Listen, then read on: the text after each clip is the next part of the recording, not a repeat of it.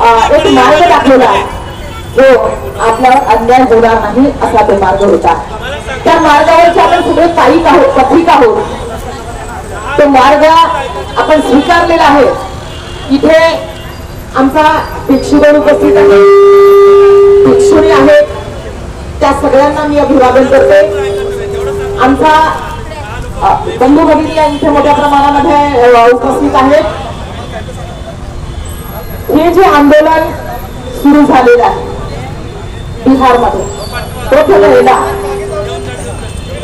या आंदोलनाला सपोर्ट देणं हे आपल्या प्रत्येकाचं कर्तव्य आहे आणि म्हणून इथे आपल्याला मोठ्या प्रमाणामध्ये वेगवेगळ्या संघटनांचे लोक इथे आलेली दिसतात। भारतीय बौद्ध महासभेने याच्यामध्ये पुढाकार घेतलेला आहे। त्या भारतीय बौद्ध महासभेच्या सर्व सदस्य आणि पदाधिकाऱ्यांची खूप खूप आभारी आहे।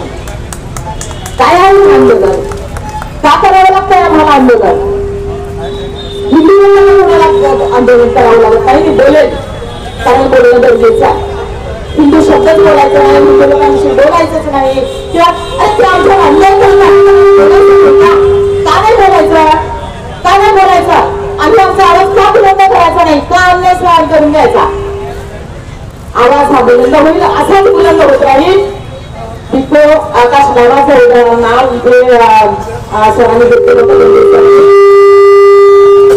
त्यांचं वक्तव्य पाहिल्यानंतर आपल्याला असं लक्षात येतं, त्यांचे बोललेले आहे की बुद्ध पौर्णिमेपर्यंत सर्व जगभरातून बौद्ध राष्ट्रांमधून इथे लोक येणार आहेत आणि हा लढा आपल्याला कसा मोठा करता येईल ते आपल्याला बघायचा। काय होता हा कायदा जो आता आपण त्याचा निषेध केलेला आहे, तो रद्द करावा याची मागणी केलेली आहे। काय होता तो कायदा जो 1949 ला केलेला होता? या कायद्यानुसार एक प्रबंधन समिती जी बिहारच्या राज्य सरकारने निर्माण केली होती, त्याच्यामध्ये जे सदस्य नेमण्यात आलेले होते प्रबंधन करणं, नियंत्रण करणं याच्यासाठी, त्याच्यामध्ये 4 सदस्य राहतील हिंदू आणि त्याच्यामधला जो शैव इथं मठ आहे त्याचा जो महंत आहे तो परमनंट सदस्य राहील। त्याला कुठल्याही समजा नियुक्तीची कोणाच्या याची गरज नाही, शिफारशीची गरज राहणार नाही, तो परमनंट त्याचा सदस्य राहणार आहे। हे एक झालं। दुसरं त्याचं असं होतं की समजा जिल्हाधिकारी जो असेल तो हिंदूच राहणार, 2 त्याचे परमनंट होत असलेले जे हिंदू मेंटॅलिटीचे आहेत आणि त्याच्यानंतर राहिले 3 हिंदू, म्हणजे असे एकूण 5 हिंदू मेंटॅलिटीचे लोक त्या कमिटीवर राहणार आहे आणि मग राहिले 4 बौद्ध। एकूण 9 लोकांची समिती होती, त्याच्यामध्ये 3 हिंदू, त्याच्यातला 1 जिल्हाधिकारी जो हिंदू असला पाहिजे असा आग्रह, ते झाले 5 आणि आपले बौद्ध झाले 4। जर निर्णय घेण्याची वेळ आली, निर्णय कोणाच्या बाजूने जाईल आणि देशाला हिंदू राष्ट्राकडे नेणाऱ्या लोकांकडे काय अपेक्षा आपण करू शकतो? अरे बिहार म्हणजे काय आहे? बिहार हे नाव आहे, बिहार म्हणजे बिहार आहे, बिहारांचं राज्य, बिहारांचं राज्य आहे ते। एकेकाळी तिथे बिहार होते ज्याला उरुवेला सुद्धा बुद्ध गया म्हणायचे। हिना नदीच्या काठी वसलेले बौद्ध गया उरुवेला आपण पाली साहित्यामध्ये वाचतो, बौद्ध साहित्यामध्ये वाचतो। हे असं महत्वाचं आमचं ठिकाण ज्याला युनेस्कोने याला म्हटलेलं आहे की बौद्धांच्या 4 स्थानांपैकी एक महत्वाचं असं पवित्र स्थान म्हणजे बोधगया आहे। तुम्हाला अजून काय पुरावे पाहिजे? युनेस्कोने याला वर्ल्ड हेरिटेज म्हणून जाहीर केलेलं आहे, अजून तुम्हाला काय पुरावे पाहिजे? आणि तरी सुद्धा तुम्ही आमच्या बौद्ध धर्मस्थळावर तुम्ही स्वतः तिथे अतिक्रमण करता, तिथे आपला दावा दाखवता, ताबा घेता तिथला।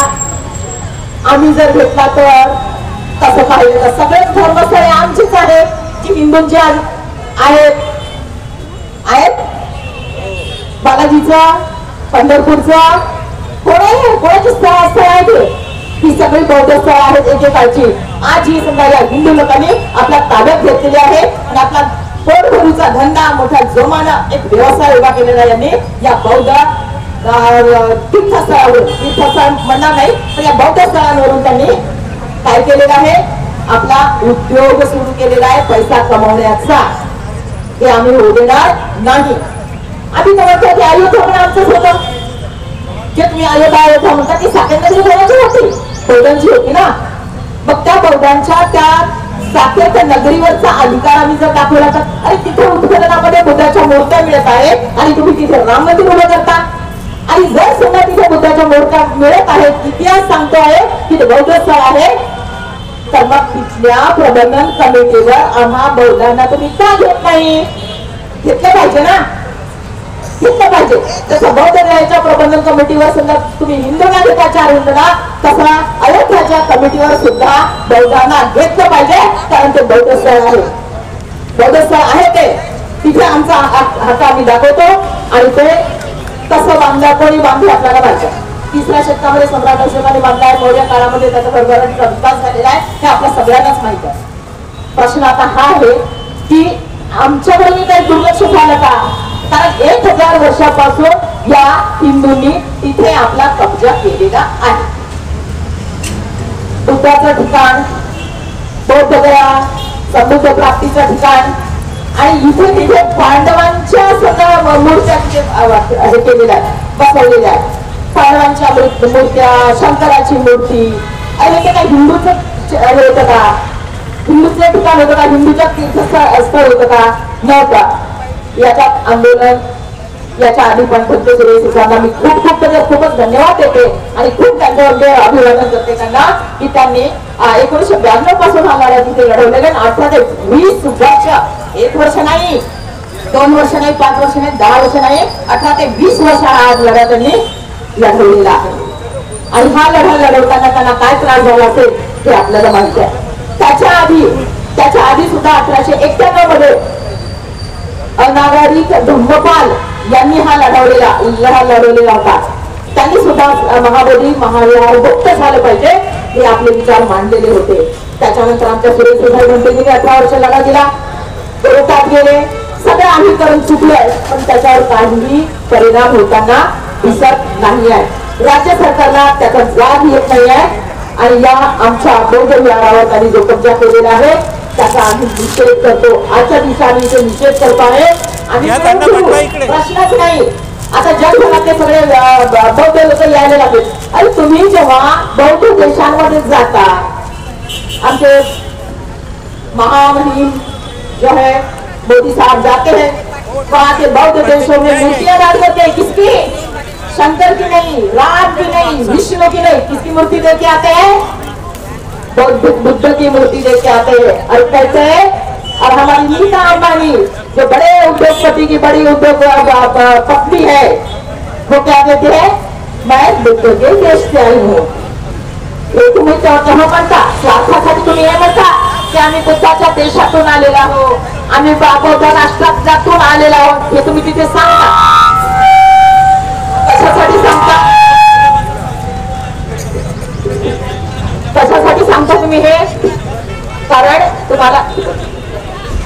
कारण तुम्हाला स्वतःचा स्वार्थ घ्यायचा असतो.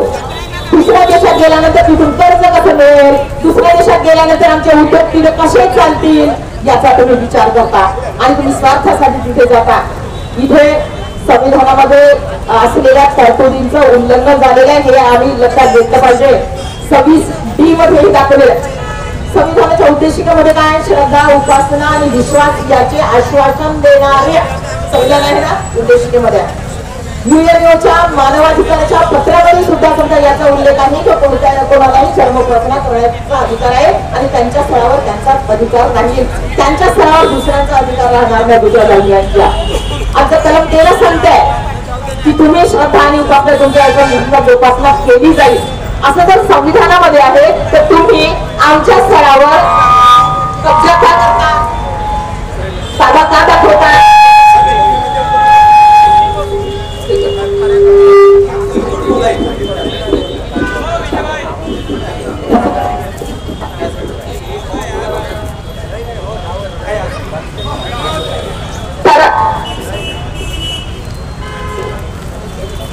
तर आमचं असंच म्हणणं आहे की हे जे आमचा बौद्धांचं पूर्ण भारतातल्या नाही जगातले बौद्ध लोक तिथे येतात आणि तिथे नतमस्तक होतात. अशा या महाबोधी महाविहाराला मुक्त केलं पाहिजे. त्याच्यामध्ये शासनाने सुद्धा आता हे राज्य सरकारचं काम आहे, राज्य सरकारने करायला पाहिजे.